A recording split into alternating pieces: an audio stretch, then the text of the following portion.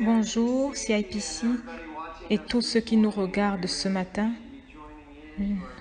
Merci de nous rejoindre. Voilà, dans ce week-end.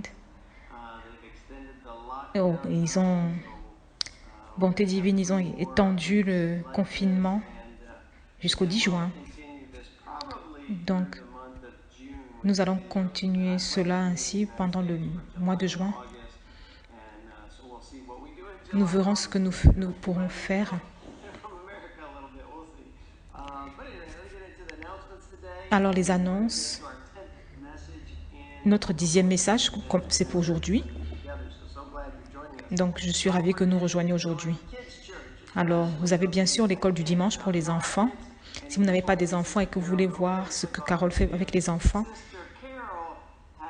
alors je voudrais vous informer que la sœur Carole a eu un accident. Elle est tombée de vélo. Comme vous le savez, elle essaie de faire du sport tous les jours et elle a, lors de sa balade à vélo, cogné un petit chien. Et donc son poignet, elle a aussi quelques égratignures au visage.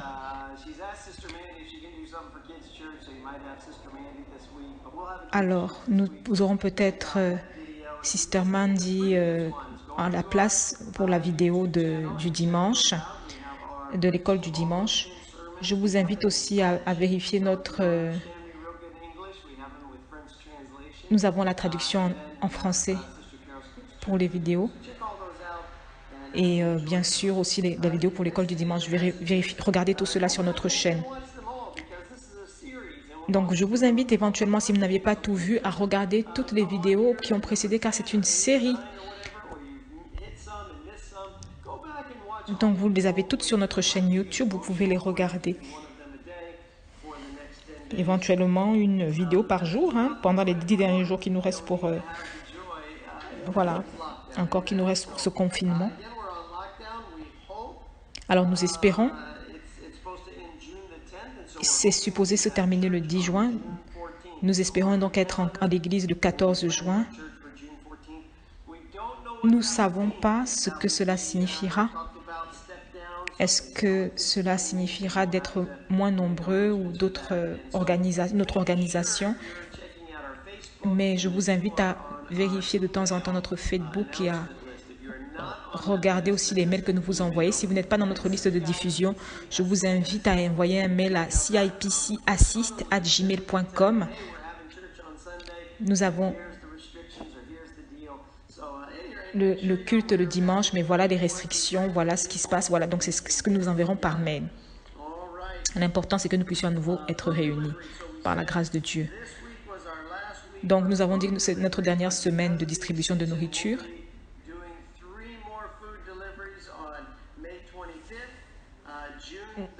Nous allons encore continuer pour la fin du mois de mai, le 28 juin, le 1er, et puis aussi la deuxième semaine de juin, et ce sera tout. Donc, nous n'avons abandonné personne, nous n'avons laissé personne tomber.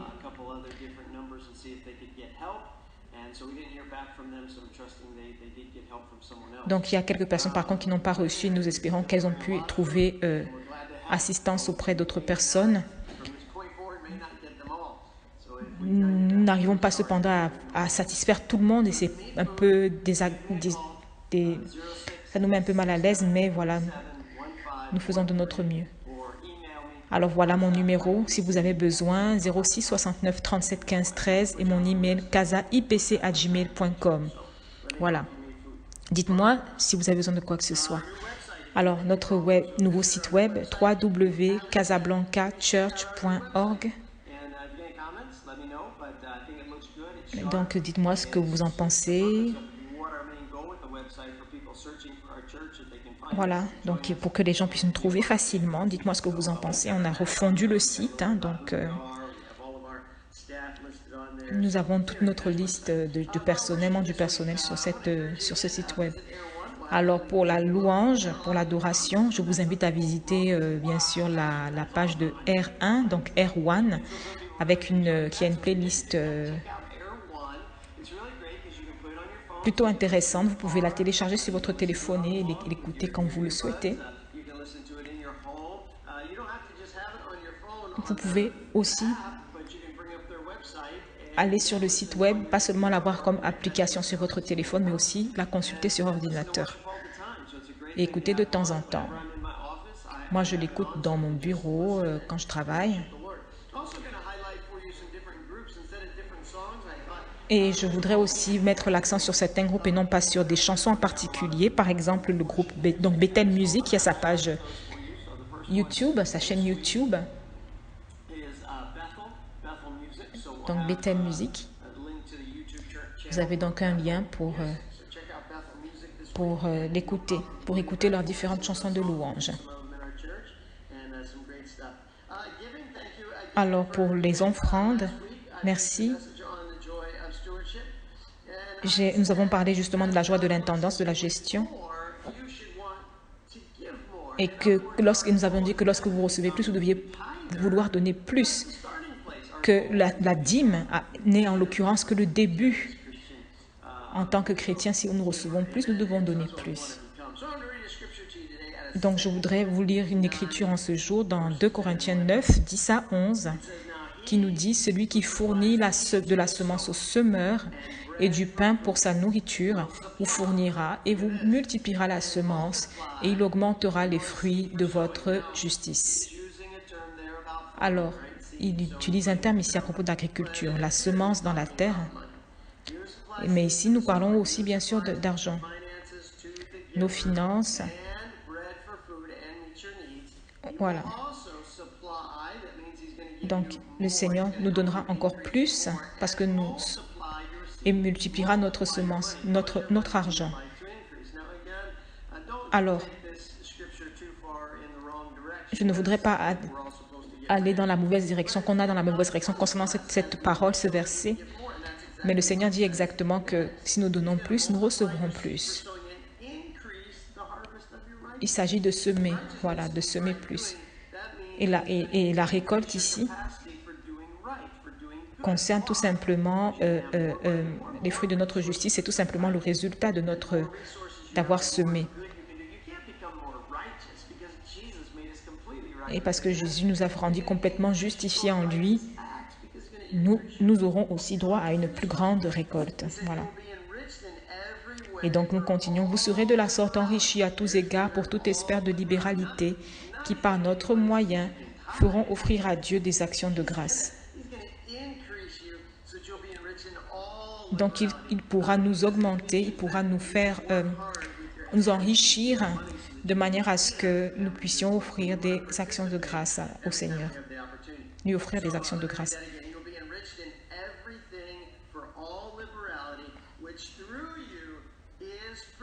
Pour toute espèce de libéralité, donc pour pouvoir aider, pour pouvoir donner. Et nous en avons parlé la semaine dernière. Nous ne devons pas donner pour recevoir. C'est un principe que, de toute façon, quand nous donnons, nous recevrons. Nous devons donner cependant avec un bon cœur. Parce que c'est un principe, voilà, et que cela pourra permettre justement à faire de bonnes actions et nous serons encore enrichis à tous égards. Et vous serez aussi reconnaissant de pouvoir participer à l'œuvre de Dieu en donnant pour connaître les gens. Parce que quand vous aidez ainsi les personnes, ils disent merci à Dieu et c'est grâce à vous. Et donc, cela contribue à augmenter les actions de grâce à l'égard de Dieu. Mais je vous encourage donc ainsi à ne pas être seulement quelqu'un qui donne la dîme, mais à qui donne encore plus. Prions pour tous les leaders, pour nos pays, pour le Maroc. Cette semaine est spéciale, nous avons des nouvelles de John et Penny Gooch.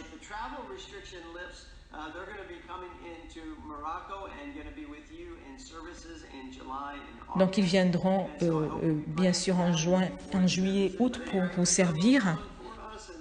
Donc, nous avons ici un petit mot de leur part. Prenez-vous ici votre temps de louange et puis je serai de retour pour partager la parole avec vous. Alors, nous chantons, réjouissons-nous dans le Seigneur. Réjouissons et chantons. Réjouissons-nous et chantons. Rejoice, rejoice, rejoice.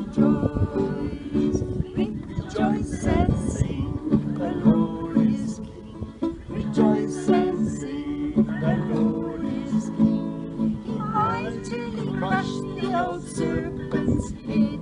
Rejoice, rejoice, rejoice, last verse. Rejoice and sing, the Lord is King. Rejoice and sing, the Lord is King. He's coming to bring home his lovely bride. Rejoice, rejoice, rejoice, take this. The joy of the Lord is my strength. The joy of the Lord is my strength. The joy La joie du Seigneur est ma force. is my strength. The joy of the Lord is my strength. If you want joy, you must sing for it. If you want joy, you must jump for it. If you want joy, you must laugh for it. Ha ha! The joy of the Lord is my strength. Amen. Thank you, everybody. Eh bien, c'est bien d'être de retour. Merci d'avoir passé cette vidéo. J'espère que vous l'avez appréciée. C'est un couple si merveilleux qui aime le Seigneur et nous les aimons. Et nous sommes heureux de les revoir en juillet, très bientôt. Eh bien, rentrons dans la parole aujourd'hui. Éteignez vos téléphones. Soyez donc à l'écoute. Et éloignez-vous de toute distraction pour que nous puissions rentrer dans la parole. Alors, avant que nous commencions, prenez tout ce qu'il vous faut, éventuellement une tasse de café, et rentrons dans la parole de Dieu. Alors, ouvrez vos Bibles dans Philippiens, chapitre 4. Philippiens 4. Nous commençons avec les 3 derniers versets. C'est ce que nous allons regarder aujourd'hui. Donc, à la fin de ce chapitre, nous lisons juste la première partie, le verset 21, qui nous dit, donc Philippiens 4, 21a, saluez tous les saints en Jésus-Christ. Saluez tous les saints en Jésus-Christ. Prions. En commençant ce temps de prière, Père, nous te remercions pour que nous puissions être ainsi réunis en tant qu'Église CIPC et tous ceux qui se connectent à nous à travers le monde, et nous sommes si reconnaissants pour leur présence. Je prie que tu renforces l'Église, fortifie l'Église en ce temps difficile, que nous puissions nous adapter à ces circonstances et que nous puissions être tous ensemble et que nous puissions apporter ta gloire à ce monde, apporter ta lumière, ton amour à ce pays, à ce monde qui en a tant besoin. Donc aujourd'hui, nous terminons avec le livre de Philippiens, tout à la fin. Et donc, ouvre nos cœurs pour que nous puissions recevoir ta parole. Au nom de Jésus-Christ, nous avons prié et tout le monde dit Amen. Eh bien, nous sommes dans une série et donc c'est le dernier des 10 sermons sur cette série. Et notre thème a été Philippiens 4 qui nous dit « Réjouissez-vous toujours dans le Seigneur, je le répète, réjouissez-vous. » Alléluia. Donc, nous sommes supposés être des personnes dans la joie, comme le dit le titre de notre série. Voilà. Et donc, aujourd'hui, nous n'avons pas le temps de voir tout ce qu'on a pu voir dans cette série. Alors, nous avons eu la joie de partage. Deuxièmement, la joie des combats, la joie de service, la joie du sacrifice ensuite. Numéro 5, la joie d'être sauvé. Numéro 6, la joie de la sanctification. La joie de la protection de la sécurité en numéro 7. Et en 8, la joie de la satisfaction. Numéro 9, dimanche dernier, la joie de l'intendance de la gestion. Ok, laissez-moi juste passer cela en revue rapidement. Et nous avons vu que justement, nous devons donner tout, considérer que tout appartient au Seigneur, que nous n'en sommes que des seigneurs, que des gestionnaires. Voilà, et que ce que nous avons, que nous possédons, mon portable, mon ordinateur, mon imprimante, tout ce que j'ai, ma voiture, tout cela, tout ce que nous avons, tout ce qui nous appartient, l'argent que nous avons en banque, à 100% appartient à Jésus. Amen. Parce que nous lui avons donné notre vie. Donc nous lui donnons tout. Et donc tout ce que nous possédons, nous sommes des gestionnaires de ces ressources et nous voulons les gérer bien. Donc nous les gérons comme si elles appartiennent à quelqu'un d'autre. Et donc c'était un petit peu le fil conducteur de ce message. Et donc, numéro 2, nous devons avoir la joie de l'intendance parce que nous avons la confiance que si je sers le Seigneur, je n'ai à m'inquiéter de rien. Je n'ai juste qu'à l'apporter au Seigneur en prière. Quels que soient les besoins que j'ai, financiers, matériels ou autres, je n'ai qu'à les apporter au Seigneur. Amen. Si vous avez besoin de quelque chose, vous demandez au Seigneur. Nous savons que si tout appartient au Seigneur, nous pouvons tout lui demander, tout ce dont nous avons besoin. Et d'ailleurs, notre verset de référence était justement Philippiens 4, 19. Et mon Dieu pourvoira à tous vos besoins selon sa richesse avec gloire en Jésus-Christ. Donc pas selon les richesses du monde, mais selon sa richesse à lui. Pas selon l'économie du monde, pas selon le statut ou la situation économique du monde, mais selon ses richesses en Jésus-Christ, avec gloire en Jésus-Christ. Eh bien, allons dans notre message aujourd'hui. Donc, la joie de la sainteté, le titre de notre message aujourd'hui, Philippiens 4, 21a, qui nous dit « Saluez tous les saints en Jésus-Christ ». Saluez tout le monde, chacun. Alors, j'aimerais qu'on parle un petit peu. C'est quoi un saint? Qu'est-ce que c'est un saint? Eh bien, dans l'Église catholique, il parle de saints en parlant de nobles leaders. Donc, si quelqu'un a été éduqué en tant que chrétien ou disciple de Jésus-Christ, et même des apôtres ou autres, ou qui ont été exécutés pour avoir été chrétiens. Donc, il les appelle saints. Alors, en 1214, alors, il y a eu une sorte de décision au niveau de l'Église catholique pour déterminer des critères pour appeler X ou Y saint, telle ou telle personne saint. Donc, certains de ces critères ont à voir si ils reçoivent ou font des miracles ou s'ils ont une grâce particulière sur leur vie. Là, on parle de l'Église catholique, hein, d'accord? Et donc, il y a clairement qui subissent des choses ou des circonstances surnaturelles, on va dire, hein, inexplicables dans le monde habituel. Et voilà. Et donc, qui ont eu aussi une grande dévotion auprès du Seigneur ou des enseignements particulièrement empreints de sainteté. Donc ce type de titre, en fait, dans l'Église catholique, est destiné uniquement à des personnes qui sont mortes. Et donc, il y a un certain nombre de comités qui revoient ensuite la vie de ces personnes avant de décider de les déclarer saints ou pas. Eh bien, mais ce que la Bible dit à propos des saints concernant la sainteté,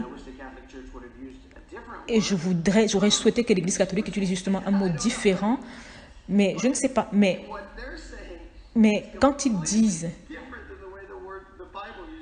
nous allons voir ici comment la Bible utilise le mot saint. Donc ça, c'est la définition catholique. Hein. Mais si vous avez une éducation catholique, vous allez voir aussi qu'ils utilisent le mot biblique saint quand ils parlent de disciples de Jésus ou autres. Et donc, l'Église catholique utilise aussi cette doctrine, ce même mot pour ce statut de disciple de Jésus-Christ. Et donc, ça peut être un peu une confusion, mais quand nous parlons de saint, nous ne parlons pas de ce type de saint. Nous ne parlons pas de quelqu'un qui est déjà mort ou qui... Non.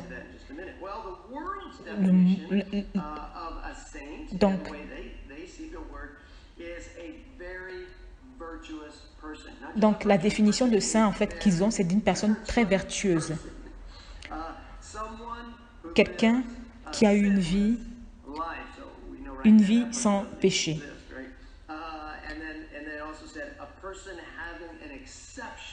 Et une personne aussi qui a eu un degré exceptionnel de sainteté.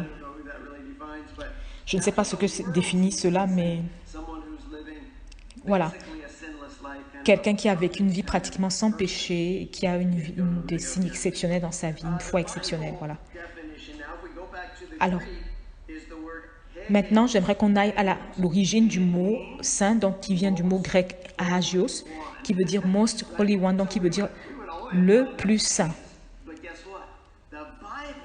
Alors, je devinais quoi? La Bible applique ce mot à vous, à moi, à tous disciples de Jésus-Christ. Donc, si vous êtes un disciple de Jésus, vous suivez Jésus dans votre vie, dans l'Église, et que vous dites dans votre cœur, je suis Jésus, je veux être un disciple de Jésus. Vous êtes un hagios, vous êtes le plus saint. Alors maintenant, c'est vrai peut-être que vous ne vous sentiez pas le plus saint de tous, mais ce n'est pas une question de comment je me sens, mais c'est de ce qui est. Et ce qui est, c'est que vous êtes saint. Et donc Paul l'exprime très bien dans 1 Corinthiens 1:2, à l'Église de Dieu qui est à Corinthe, à ceux qui ont été sanctifiés en Jésus-Christ, appelés à être saints, et à tous ceux qui invoquent en quelque lieu que ce soit le nom de notre Seigneur Jésus-Christ, leur Seigneur et le nôtre.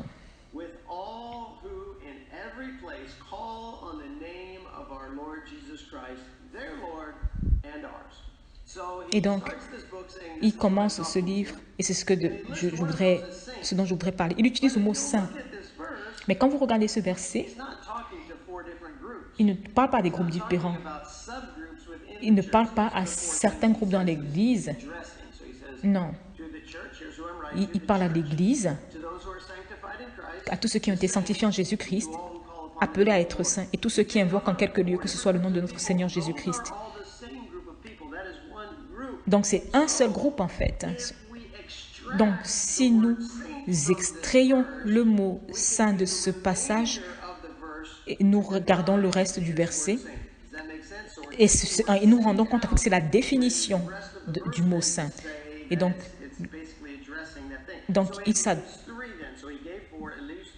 il nous donne à peu près trois caractéristiques. Numéro 1, à l'Église de Dieu qui est à Corinthe.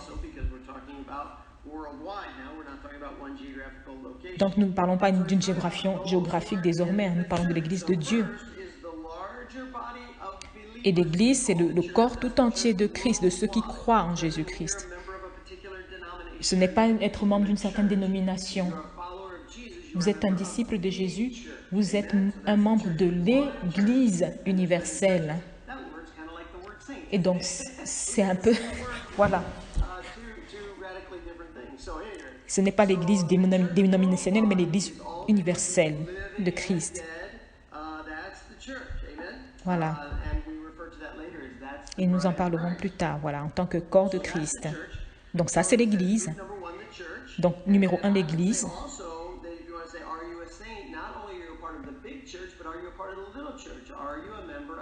Donc, il ne s'agit pas bien sûr d'être membre seulement de l'Église universelle, mais aussi faire partie d'une communauté. D'accord? Alors, deuxième caractéristique, ceux qui ont été sanctifiés en Jésus-Christ. Alors, vous vous souvenez de notre message sur la sanctification. Quand nous avons parlé de la joie de la sanctification, nous avons parlé de 3 sanctifications. 1, vous donnez votre vie à Jésus, vous êtes sanctifiés. Voilà, vous vous souvenez. Numéro 2, nous sommes dans un process de sanctification, en vivant notre vie de façon sainte, de façon pure. Voilà, en suivant la conviction du Saint-Esprit pour sanctifier nos vies. Voilà, vous vous souvenez, on en a parlé dans le sermon. Voilà, donc numéro 1, vous êtes membre de l'Église et vous êtes dans un processus de sanctification en Jésus-Christ. Et numéro 3, il parle de à ceux qui invoquent en quelque lieu que ce soit le nom de notre Seigneur Jésus-Christ. Leur Seigneur est le nôtre. Donc, si quelqu'un est un disciple de Jésus-Christ, c'est un saint. Si nous allons en plus à Romains 1, 7, à tous, alors c'est très clair, hein, qui s'adresse à toute l'Église. Alors, Romains 1, 7, nous lisons « À tous ceux qui, à Rome, sont bien-aimés ». Alors, dites avec moi « tous ». À tous ceux qui, à Rome, sont bien-aimés de Dieu, appelés à être saints. Appelés à être saints. Tous appelés à être saints. Donc, tous ceux qui sont bien-aimés de Dieu à Rome, appelés à être saints. Que la grâce et la paix vous soient données de la part de Dieu notre Père et du Seigneur Jésus-Christ. Donc nous pouvons continuer à travers toute la Bible, parlant de tous des passages où on parle de saints. Vous trouverez que le mot saint dans la Bible concerne en fait tout disciple de Jésus-Christ. Si vous avez donné votre vie à Jésus-Christ, quelle que soit votre vie, ça n'a pas d'importance. Même si vous venez tout juste d'être sauvé, même si vous êtes encore plein de toutes sortes de péchés ou autres, vous êtes saint, parce que vous appelez Jésus votre Seigneur. Et Jésus est en train de travailler en vous dans ce processus de sanctification.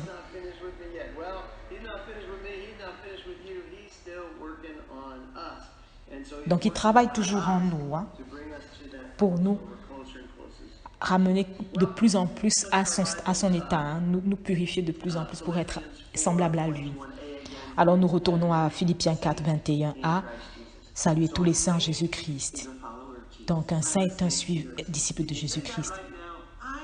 Est-ce que vous voulez le dire à présent? Je suis un saint, je suis un saint, je suis un disciple de Jésus-Christ. Gloire à Dieu et Amen. Eh bien, saluez tous les saints en Jésus-Christ.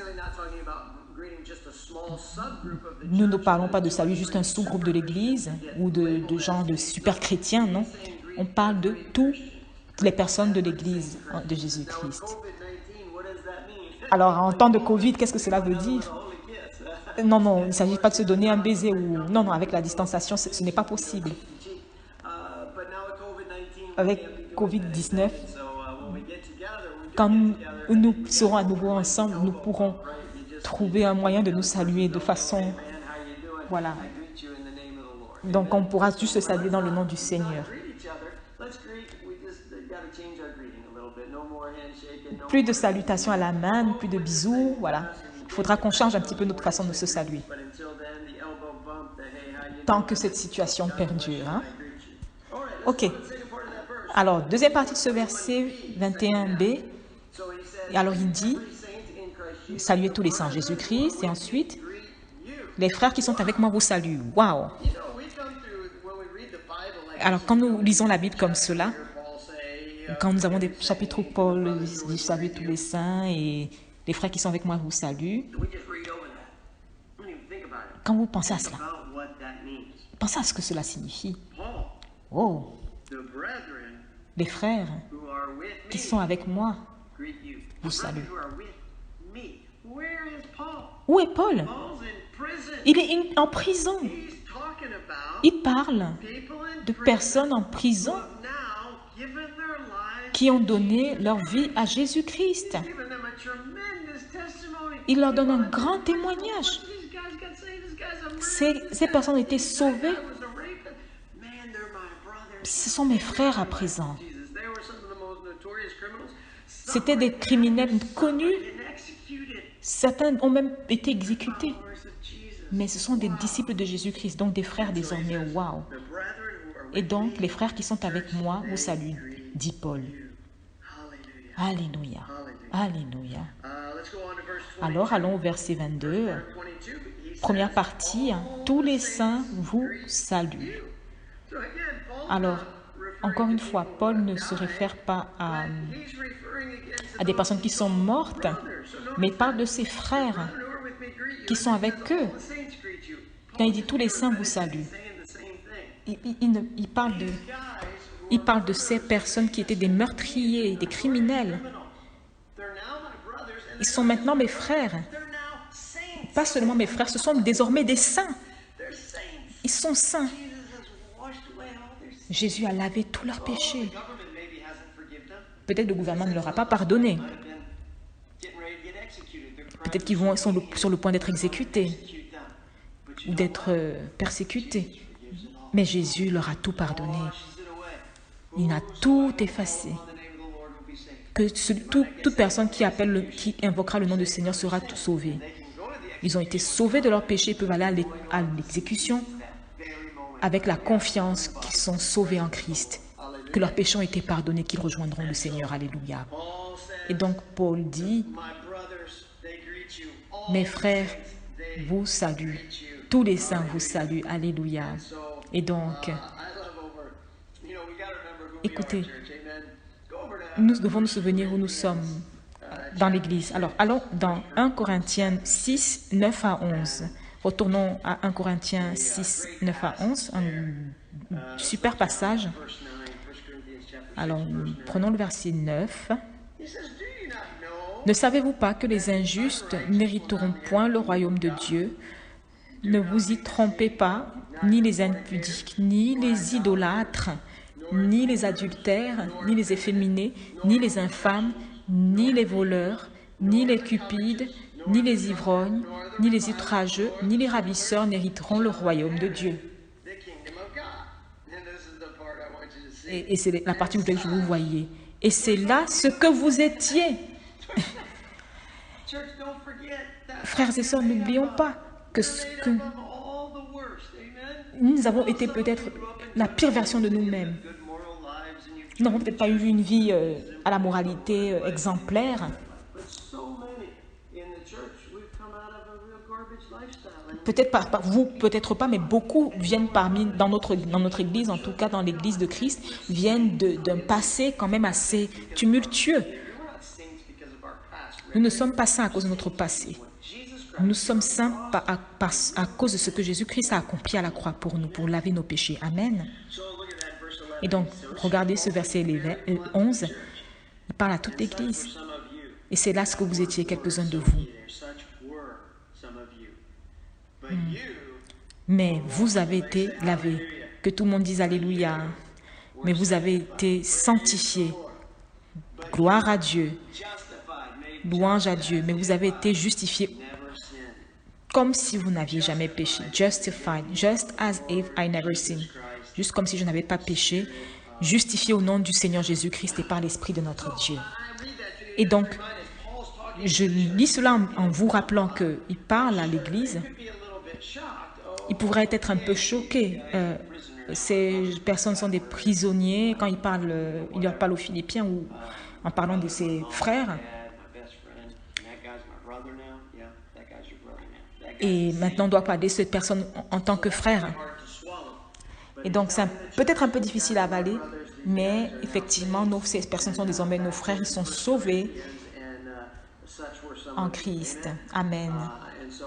Et donc, Paul, j'ai ces nouveaux frères dans le Seigneur. Alors, Philippiens 22b, la deuxième partie de ce verset. Et ensuite, il leur dit, tous les siens vous saluent. Et ensuite, et principalement ceux de la maison de César. Wow! Alors, là, il dépose une bombe. Alors, de quoi parles-tu? Quelqu'un de la maison de César peut être un saint. Eh bien, comment peux-tu, Paul, appeler ces personnes de la maison de César des saints? Parmi ces prisonniers qui étaient avec lui,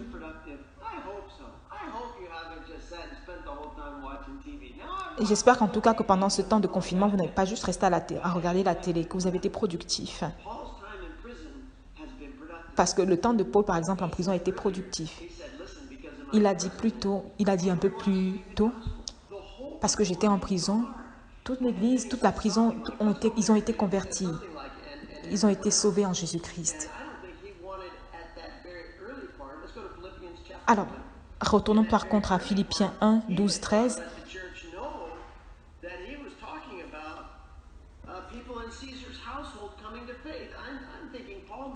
Je pense que Paul avait déjà cette pensée. Donc, des personnes de la maison de César qui ont accepté Jésus. Donc, c'est sûr qu'il ne s'est dit, je ne vais pas en parler au début, mais je vais en parler plutôt à la fin pour ne pas choquer les Philippiens quand ils liront. Parce que, voilà, pour être sûr que, voilà, ils aient lu toute la lettre sans être choqués, qui sont désormais acceptés, hein, que ces Philippiens les acceptent désormais comme frères et sœurs. Alors, vers Philippiens 1, 12, 13, je veux que vous sachiez, frères, que ce qui m'est arrivé a plutôt contribué au progrès de l'Évangile.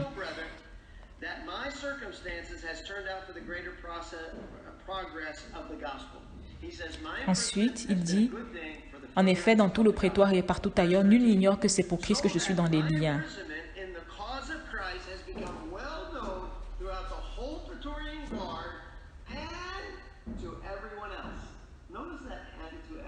Et je vous ai pris de noter, quand il dit « et partout ailleurs », il parle de la maison de César. Il y a prêché l'évangile de Jésus-Christ. Quand toutes ces personnes ont été sauvées, elles l'ont dit à l'un, à l'autre, et toutes ces personnes se sont retrouvées sauvées. Alléluia. Et donc, je pense qu'il était un petit peu inquiet qu'il ne puisse être réfractaire à cette information. Hein. Et donc, il continue en disant, voilà, de tous les saints vous saluent, et principalement ceux de la maison de César. Donc, il est en train de les appeler saints. Voilà. Eh bien, regardons ces deux versets ensemble à présent. Saluez tous les saints en Jésus-Christ, les frères qui sont avec moi vous saluent. Tous les saints vous saluent, et principalement ceux de la maison de César. Quand vous les mettez tous ensemble, après les avoir décortiqués, nous réalisons que nous sommes juste une famille, une grande famille, un peu bizarre, mais oui, tous saints, que ce soit l'église de Philippe, que ce soit les prisonniers, les anciens meurtriers, que ce soit ceux de la maison de César.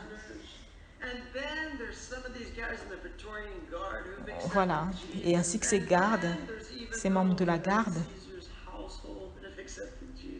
qui ont accepté Jésus, tout ce beau monde qui a accepté Jésus. Et nous n'avons rien en commun, mais nous avons tout en commun. Amen. J'aime CIPC. Vous savez, j'ai eu à prêcher dans d'autres églises auparavant, et quand je viens, je vois parfois dans certaines églises qu'il y a pas mal de ségrégation, hein, je ne vous le cache pas. Et parfois, ce sont des personnes riches qui ont des moyens. Quand on regarde les voitures qu'ils conduisent, etc., ou le quartier où l'église se trouve. Et pas dans d'autres églises, par contre, les gens sont un peu plus modestes de conditions. Et parfois, je suis dans des églises aussi qui sont tout à fait comme CIPC, avec une grande variété d'origines, de nationalités, de niveaux sociaux aussi. Et je trouve que c'est une chose encore beaucoup, beaucoup plus belle. Quand nous avons les plus aisés avec les plus modestes, voilà, qu'il n'y a pas, malgré les différences de statut économique, que nous sommes tous ensemble, que nous soyons tous ensemble, avec différentes éducations, différentes origines. Et j'aime beaucoup CIPC, j'aime vraiment CIPC. Je ne veux pas que nous soyons une église d'un seul type. Nous voulons être les saints de Dieu. Et nous voulons apprendre à savoir comment nous conduire, comment avancer tous ensemble malgré nos différentes origines, niveaux, éducation. Je ne sais pas si on va y arriver, mais je sais que l'Esprit Saint va y arriver. Voilà. Mais nous allons y arriver. Nous avons commencé déjà à y arriver par l'aide de notre Seigneur. Et vous savez, c'est exactement comme cela que le ciel, le paradis est. Et donc, si vous nous regardez, vous n'avez jamais été à CIPC, eh bien, je vous invite à nous rejoindre le 14 juin pour notre culte à l'église. Donc, nous sommes une grande, un petit peu bizarre famille. Rien en commun, mais nous avons tous tout en commun. Amen. Et c'est la joie de la sainteté. Et plusieurs d'entre nous sont d'un niveau soit très riche, soit très aisé, soit très modeste. Peut-être pas tous, mais au moins nous sommes dans une certaine moyenne, on va dire. Mais quand vous acceptez Jésus, nous devenons tous frères et sœurs dans l'Église, avec ceux qui ont accepté Jésus. Même s'il y a des criminels connus, même si il a accepté, mais si par contre il a accepté Jésus, quels que soient les crimes qu'il a commis auparavant, c'est notre frère. C'est notre frère en Christ. Et donc, peut-être vous dites, celui-là, c'est un millionnaire, c'est un homme politique. Il a accepté Jésus. Devinez quoi? Vous êtes son frère, vous êtes sa sœur.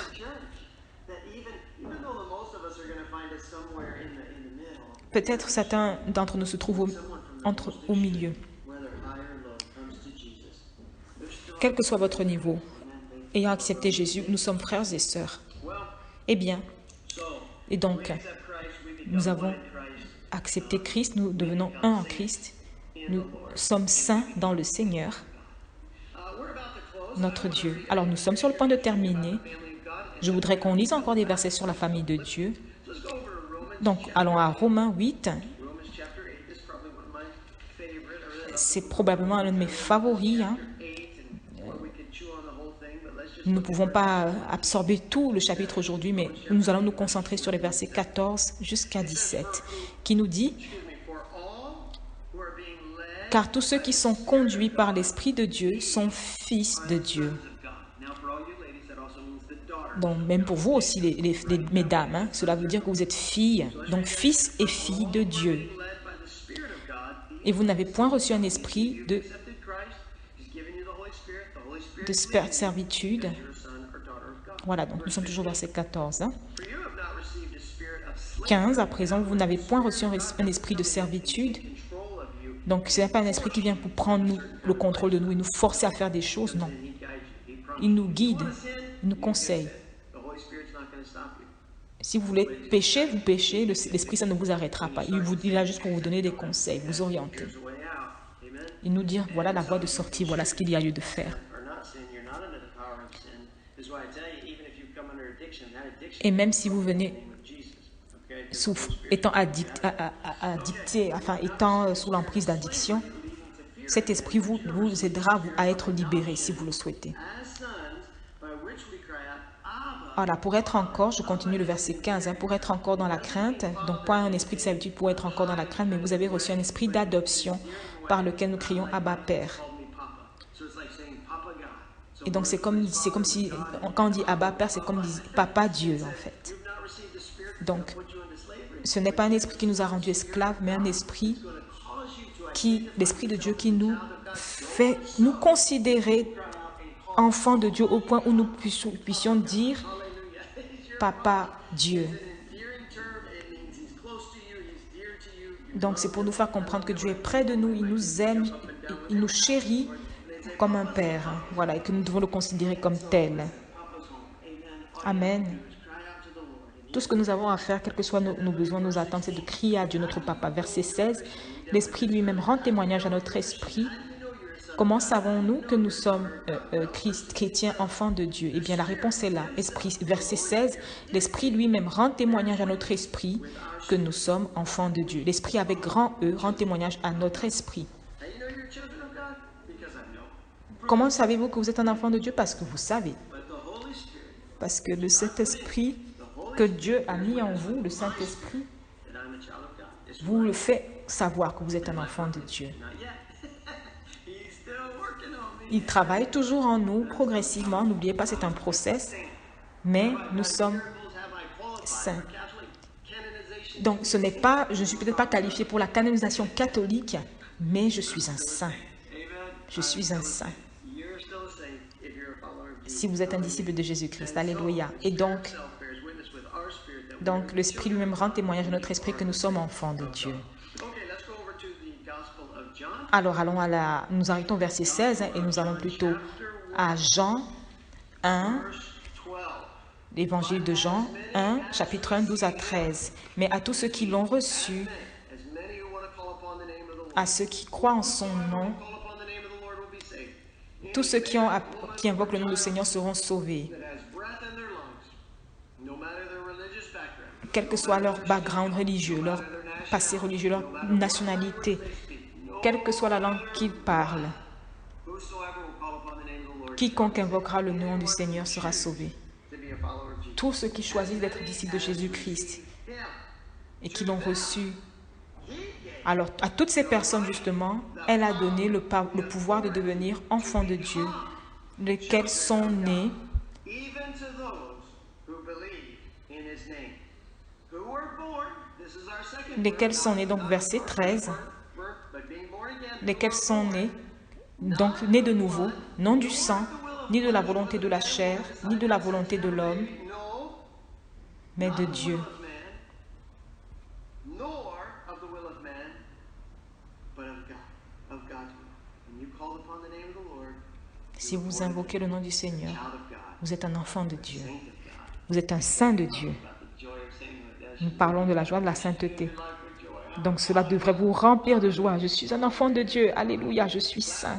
Alléluia. Alors, dernier passage, première épître de Jean, chapitre 3, versets 1 à 3. 1 John chapter 3. 1 John, there we go. 1 John Alors allons-y, 1 Jean 3, versets 1 à 3. Voyez quel amour le Père nous a témoigné, notre Papa Dieu, bestowed upon us that we pour que nous soyons appelés enfants de Dieu. Et nous le sommes. like, hey, you're Et, forgiven. We use that word et nous ne sommes pas juste pardonnés. Et on utilise ce mot parfois. forgiven, yeah. Oui, c'est vrai, nous avons été pardonnés. Mais au-delà de cela, nous avons été adoptés. Nous sommes enfants de Dieu. See how great a love the Father Voyez combien est grand l'amour du Père. that we should be called the children of Voilà, quel amour le Père nous a témoigné pour que nous soyons appelés enfants de Dieu. Alléluia. Et nous le sommes. such we are. Et nous le sommes. And such we are. We are the children of Nous sommes des enfants de Dieu. this reason. Si le monde ne nous connaît pas, c'est qu'il ne l'a pas connu. C'est pour dire, The world, other people, they might le not monde recognize we're the children of God. We can say, hey, I'm a child ne nous voit pas comme des enfants de Dieu. Mais ils ne comprendront pas. Et pourtant, nous sommes enfants de Dieu. born again. Yeah, I was born to Pour le comprendre, il faut être né de nouveau en Jésus-Christ. Let's look at this. Alors, Verse 2. allons au verset 2. Beloved, Bien-aimés, now we are, nous sommes maintenant enfants de Dieu. and it has not appeared yet, Ce que nous serons n'a pas encore été manifesté, mais nous savons que lorsque cela sera manifesté, amen, parce que Dieu travaille en nous, yet fully appeared, nous serons will be, but we are Nous serons semblables à lui parce que nous le verrons tel qu'il est. know that when he appears, we shall be like him. We'll be like Jesus, Nous serons comme Jésus. because we Nous serons shall semblables à see him Jésus. just as he is. And everyone who has Et this verset 3, quiconque a cette espérance en lui se purifie comme lui-même est pur. that verse 3 is really important. Ce troisième verset est très important à propos de la joie de la sainteté. And we talk about Nous avons parlé de la joie du salut. not just the Spirit bearing witness with your spirit, but are you pursuing holiness? Alors, ce n'est pas juste d'avoir l'esprit en soi, mais c'est de poursuivre cette sainteté, cette pureté. Est-ce que vous essayez de changer votre comportement, ce que vous faites, ce que vous regardez, ce que vous dites, pour ressembler à Christ? Everyone who has this hope, what's the hope? Of seeing Jesus, Toute personne qui a cette espérance de voir Jésus-Christ, but of being fully revealed of what we shall be, which is to be like nous avons justement la révélation de ce que nous serons. Et à travers cette espérance, purifies, strives to live holy, nous nous purifions, nous vivons de façon purifies pure, sainte. himself pure. Hallelujah. Alléluia. We want to be. Nous voulons être comme Christ, comme lui. Last verse Alors, today, notre tout dernier verset aujourd'hui, Philippiens 4, 23, and the grace que la grâce du Seigneur Jésus-Christ Christ soit avec votre esprit. with your spirit. Praise the Lord. The grace of the Lord Louons le is present Seigneur. with your spirit. Alors, Don't you hate to end something good? I hate the last verse. We've come to the last verse. nous I sommes hate au it. dernier verset. This past week, Carol made chocolate Alors, elle a fait Carole a fait une pâtisserie au chocolat. C'était merveilleux. Et quand j'ai fini cela, une sorte de crème au chocolat, glace au chocolat, voilà.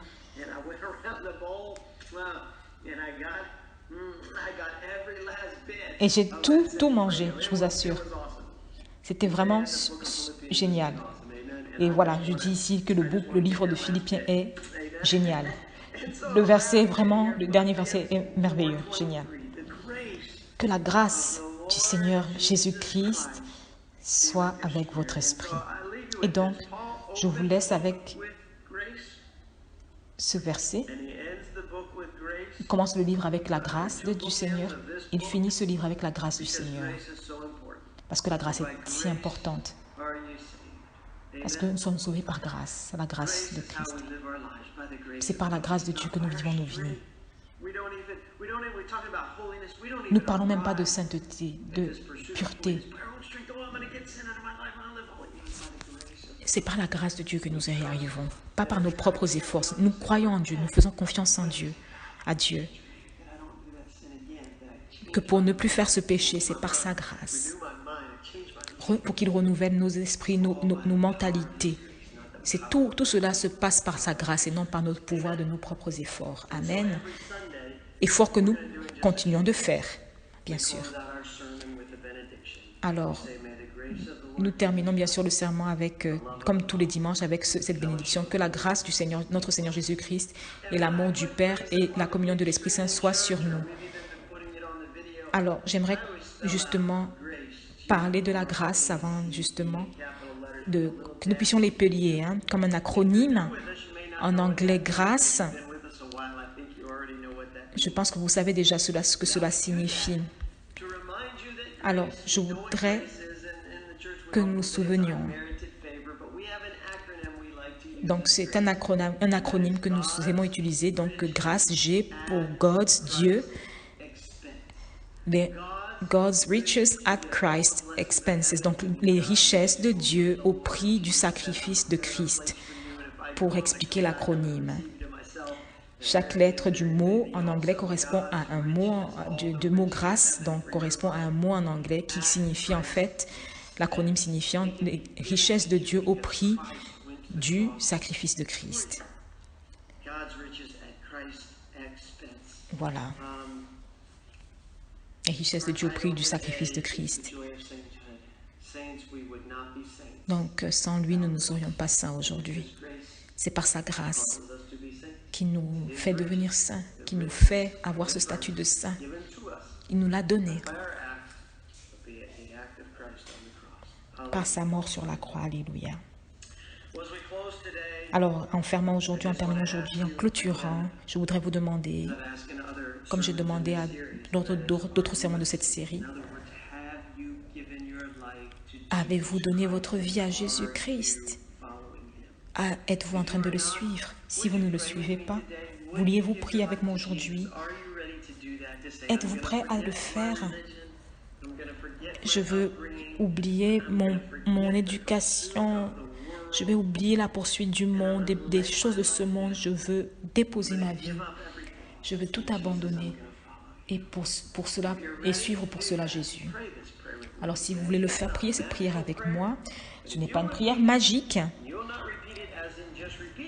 Il ne s'agit pas juste de la répéter comme une formule, mais avec sincérité, de tout votre cœur. Il pardonnera ainsi, notre Dieu pardonnera ainsi vos péchés. Alors, tous ceux qui veulent prier avec moi, je vous invite à baisser la tête, ou alors éventuellement, vous le souhaitez, vous pouvez prier pour d'autres personnes qui regardent ce message. Donc, tous ceux qui ont besoin de prier cette prière veuillez le prier avec moi, priez avec moi en disant, Père Dieu, Papa Dieu, je viens à toi au nom de Jésus-Christ. Et aujourd'hui, je confesse que j'ai péché contre toi. Et aujourd'hui, je me repens de tous mes péchés. Et je te demande de me pardonner. Jésus, je t'invite, viens dans ma vie, Sois mon Seigneur Be my Savior. et mon Sauveur. I want to live for you. Je veux vivre pour toi. And in your name I pray. Et en ton nom, j'ai prié.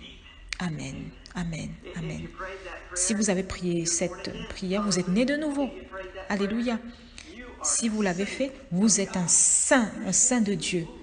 Vos péchés ont été enlevés. Le Saint-Esprit est venu pour remplir votre vie. Et vous menez sur les chemins de Dieu. Priez tous les jours. starts. Come join us for church. Aussitôt que l'église recommence, que le confinement est terminé, rejoignons à l'église. Get into word. Get into prayer. Rentrez dans la parole de Dieu, dans la prière à l'église. Spirit will begin to lead you in a life. Voilà, Find your life and walk. pour que le Saint-Esprit purifie votre vie au fur et à mesure. Eh bien, frères et sœurs, c'était un bon moment à passer encore ensemble. J'espère que vous expérimentez la joie de la sainteté, la joie d'être un disciple de Jésus-Christ. Et donc, j'espère que vous avez cette joie à présent. Prions, je veux prier pour vous. Avant de dire la bénédiction, Père, je te remercie pour ceux qui regardent. Je te remercie pour qui ont fait cette prière aujourd'hui, donnant leur vie. Et je prie que vraiment, que ton Esprit Saint se manifeste dans leur vie et pour qu'ils puissent être désormais dirigés dans leur voie, leur choix par le Saint-Esprit. Qu'ils puissent avoir justement cet engouement pour connaître ta parole, rentrer dans ta parole, prier et venir à l'église. Père, pour tous ceux qui regardent aujourd'hui, je prie pour qu'ils regardent ressentent la joie de la sainteté. Peut-être qu'avec cette saison du coronavirus, ils sont un petit peu dans la difficulté pour vivre, mais peu importe les combats qu'ils traversent en ce moment, qu'ils sachent qu'ils sont enfants de Dieu, qu'ils sont saints.